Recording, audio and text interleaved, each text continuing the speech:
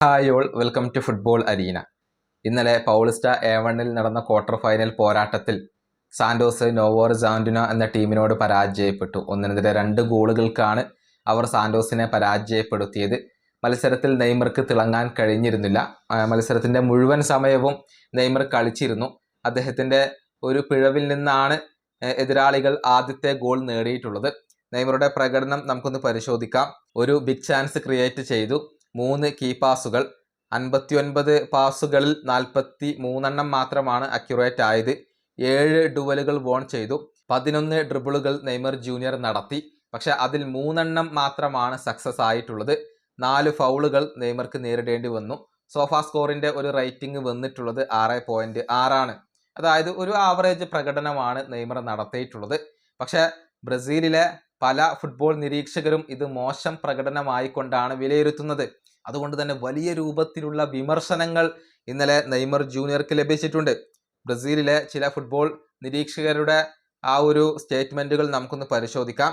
Leonardo Miranda എന്ന വ്യക്തി പറഞ്ഞത് ഇങ്ങനെയാണ്: നെയ്മറുടെ ഈ തിരിച്ചുവരവ് ഒരു പൂർണ്ണ ദുരന്തമായി മാറുകയാണ് ചെയ്തിട്ടുള്ളത്. അദ്ദേഹത്തിൻ്റെ പ്രകടനം വളരെ മോശമായിരുന്നു. ടീമിനെ ഒരു തരത്തിലും സഹായിക്കാൻ അദ്ദേഹത്തിന് കഴിഞ്ഞിട്ടില്ല. അതുകൊണ്ട് തന്നെ വേൾഡ് കപ്പിനെ കുറിച്ച് സംസാരിക്കാൻ സമയമായിട്ടില്ല. ഇതാണ് ലിയനാർഡോ മിറാണ്ട എന്ന വ്യക്തി പറഞ്ഞത്. അതേസമയം മറ്റൊരു ഫുട്ബോൾ പണ്ഡിറ്റായ മൗറോ സെസാർ പറഞ്ഞത് ഇങ്ങനെയാണ്: ടീമിൻ്റെ ഉടമസ്ഥനെ പോലെയാണ് നെയ്മർ പെരുമാറുന്നത്.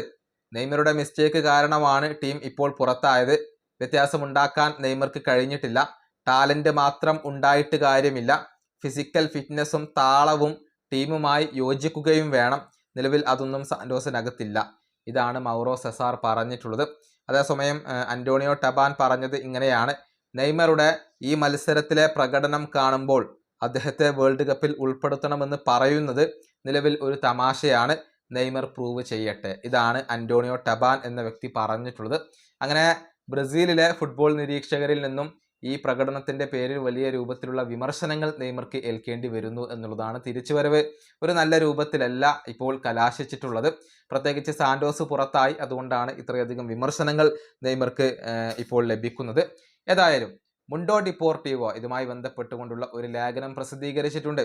അതായത് നെയ്മറുടെ വേൾഡ് കപ്പ് ഓരോ ദിവസം കൂടുന്തോറും ബുദ്ധിമുട്ടിലാവുകയാണ് എന്നാണ് ഇപ്പോൾ മുണ്ടോ ഡിപ്പോർട്ടീവോ പറഞ്ഞിട്ടുള്ളത്. എത്രയും പെട്ടെന്ന് നെയ്മർ ജൂനിയർ തൻ്റെ മികവ് വീണ്ടെടുക്കേണ്ടതുണ്ട്. ഇനിയിപ്പോൾ വേൾഡ് കപ്പിന് മുന്നേ 15-20 മത്സരങ്ങൾ മാത്രമാണ് നെയ്മർക്ക് മാക്സിമം ലഭിക്കുക. ആ മത്സരങ്ങളിൽ ഏറ്റവും മികച്ച രൂപത്തിലേക്ക് നെയ്മർ മാറേണ്ടതുണ്ട്. എന്നാൽ മാത്രമാണ് വേൾഡ് കപ്പ് ടീമിൽ അദ്ദേഹത്തിന് ഇടം ലഭിക്കുക. ഈ വീഡിയോ അവസാനിപ്പിക്കുന്നു. അടുത്ത ടീമായി കാണാം.